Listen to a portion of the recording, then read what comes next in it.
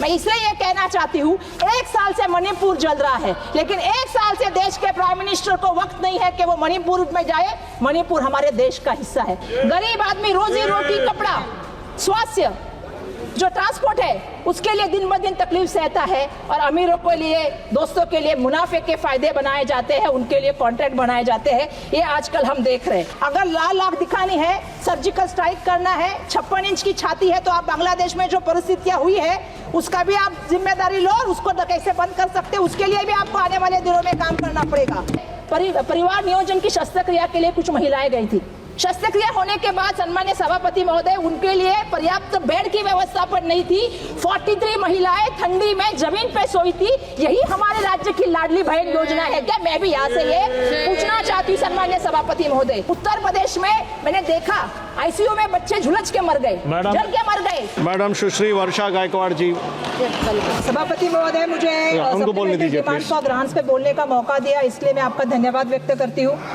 आज जो है 87,762 करोड़ की जो है यहाँ पे सप्लीमेंट्री डिमांड ऑफ ग्रांट्स सरकार के द्वारा लाई गई है। ओरिजिनल बजट जो था वो 48 लाख करोड़ का था, और सप्लीमेंट्री डिमांड जो है वो इसके 1.8% है वो लाई गई है। सन्माननीय सभापति महोदय, मुझे कहना है कि इस सप्लीमेंट्री डिमांड फॉर ग्रांट्स में 203 पेजेस है, और सब जब पढ़ने के बाद ऐसा लगता है कि ये सब खोखला है। मुझे सन्माननीय सभापति महोदय, परसों आपको मालूम है कि देश के पंतप्रधान जी का, प्राइम मिनिस्टर का यहाँ पे भाषण हुआ, और सदन में भाषण करते वक्त उन्होंने कहा कि मुंह को खून लगा है। सन्मान्य सभापति महोदय, मैं यहाँ से कहना चाहती हूँ, एक और जुमला आया है, खून मुंह को नहीं लगा है, हमारा खून इस देश की मिट्टी में जो है वो शामिल होने का काम हुआ है। इस देश की मिट्टी में हमारा खून है। इस देश की एकता के लिए, अखंडता के लिए, लोगों के न्याय के लिए लड़ने का काम कांग्रेस ने किया है, और हमारा खून इस देश की मिट्टी में है। सन्मान्य अध्यक्ष महोदय, मुझे यहाँ से कहना है कि स्वतंत्रता संग्राम से लेके, चाहे वो झांसी की रानी रहे, चंद्रशेखर आज़ाद रहे, टीपू सुल्तान रहे, मंगल पांडे रहे, इन सभी ने जो है वो देश के लिए खून बहाने का काम किया है। मुझे आज इस बात की यहाँ पे गर्व महसूस होता है कि जिस तरह से किसी ने कहा था कि हम लाल आंखें दिखाएंगे, 56 इंच की छाती दिखाएंगे, सर्जिकल स्ट्राइक करेंगे, लेकिन आज इंदिरा गांधी जी ने सर्जिकल स्ट्राइक करके भी दिखाया था। पाकिस्तान के 2 टुकड़े बना दिए, बांग्लादेश को जो है वो बनाने का काम इंदिरा गांधी जी ने किया है। मुझे आपसे कहना है, अगर लाल आंख दिखानी है, सर्जिकल स्ट्राइक करना है, 56 इंच की छाती है, तो आप बांग्लादेश में जो परिस्थितियां हुई है उसका भी आप जिम्मेदारी लो और उसको कैसे बंद कर सकते हैं, उसके लिए भी आपको आने वाले दिनों में काम करना पड़ेगा। सन्मान्य सभापति महोदय, मुझे एक चीज और कहनी है। अहिंसा के पुजारी और सत्य के पुजारी महात्मा गांधी जी की हत्या किसने की? उनका खून इस धरती में मिला है।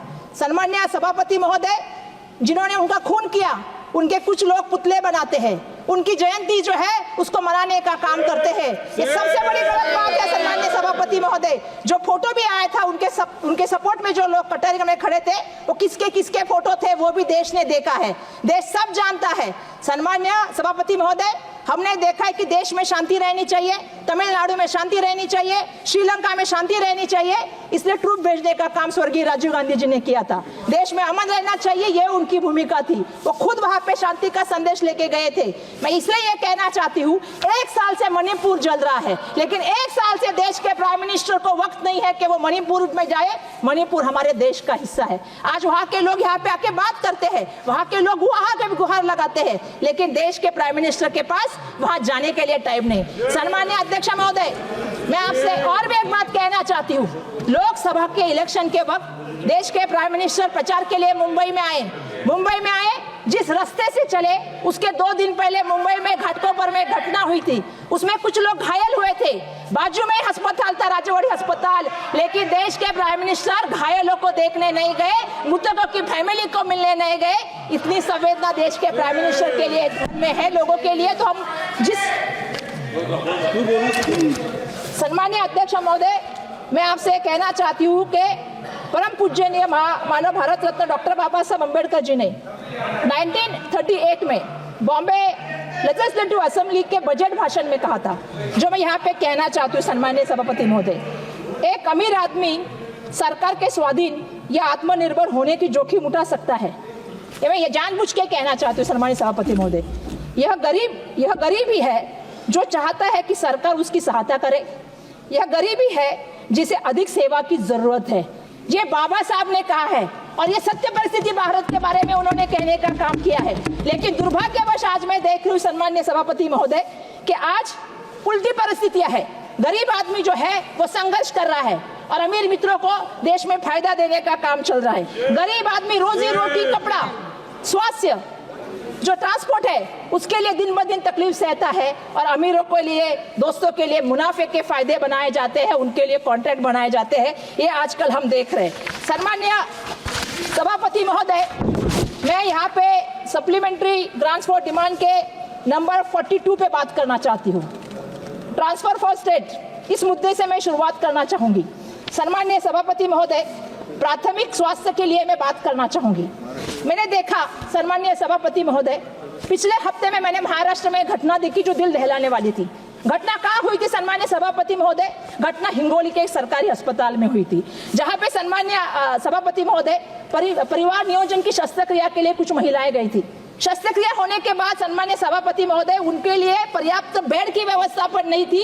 43 महिलाएं ठंडी में जमीन पे सोई थी। यही हमारे राज्य की लाडली बहन योजना है क्या? मैं भी यहाँ से ये पूछना चाहती हूँ सम्मान्य सभापति महोदय। सम्मान्य सभापति महोदय, नीति आयोग के अनुसार जो 2021 का रिपोर्ट आया है उसके मुताबिक 72% जो अस्पताल के बेड है वो शहरी इलाकों में है और ग्रामीण भाग की अवस्था बहुत खराब है। आज मैं ये कहना चाहती हूँ कि जो बजट स्वास्थ्य मंत्रालय से दिया जाता है नेशनल हेल्थ मिशन के लिए, उसका 40% बजट जो है आवंटित किया जाता है। वो स्टेट को, सम्मानित सभापति, मेरे दो बहुत महत्वपूर्ण मुद्दे मुझे बोलने दीजिए। मैं इस पूरे सभा में कुछ भी बात नहीं कर पाऊँ सदन में, तो मुझे बोलने दीजिए। हमारे शहर का जो है, हमारे राज्य का जो बजट है इस साल का वो 4.6 है, जबकि हमारा राज्य अभी आपकी डबल इंजन सरकार है, बहुत विकसित राज्य है। अगर हमारे राज्य में ये परिस्थितियां है, 1.5 मील जो है महिलाओं को चलने जाना पड़ता है। उत्तर प्रदेश में मैंने देखा आईसीयू में बच्चे झुलस के मर गए, जल के मर गए। आप 1 मिनट में कंक्लूड कीजिएगा प्लीज। नहीं सर, मुझे 2 मिनट बोलने दीजिएगा। मुझे एक एविएशन पे बहुत महत्वपूर्ण सम्मानीय जो है अध्यक्ष महोदय बात करनी है। मैं डिमांड फॉर सप्लीमेंट के लिए मैं उड़ान के बारे में बात करना चाहूंगी, उड़ान योजना के मामले में। सम्मानीय सभापति महोदय, नए एयरपोर्ट जो दिए गए हैं 7, मैं चाहती हूँ कि एयरपोर्ट के बारे में लैंडिंग में और जो पार्किंग का है उसमें कितने पैसे ज्यादा बढ़ाए गए हैं उसके मामले में कभी तो सभागृह को मालूम पड़े। मैं बताना चाहती हूँ 300%, 350% ये बढ़ा है। वो जो चार्ज करते हैं वो कंपनी को चार्ज करते हैं जो एयरलाइंस की कंपनी है। एयरलाइंस की कंपनी कोई चैरिटी करने के लिए बैठी नहीं है, तो वो किसको चार्ज करती है? वो ग्राहक को चार्ज करती है। आज आप दिल्ली का टिकट देख लीजिए, आप लखनऊ से मुंबई का टिकट देख लीजिए, 44,000 के टिकट उसकी जो है वो कीमत बढ़ाने का काम क्यों हुआ है? क्योंकि ये एयरपोर्ट किसी बड़े आदमी को दिए है जिसने वहां पे जो है वो लैंडिंग का पैसा और साथ में आपको पता है कि वहां पे पार्किंग का पैसा करने का काम। धन्यवाद। माननीय श्री रविंद्र वायकर, मतदार संघ के 2 इशू मुझे रखने दीजिए। सम्मानीय अध्यक्ष महोदय, मेरे यहाँ पे एयरपोर्ट कॉलोनी है, मुझे धन्यवाद सभापति महोदय।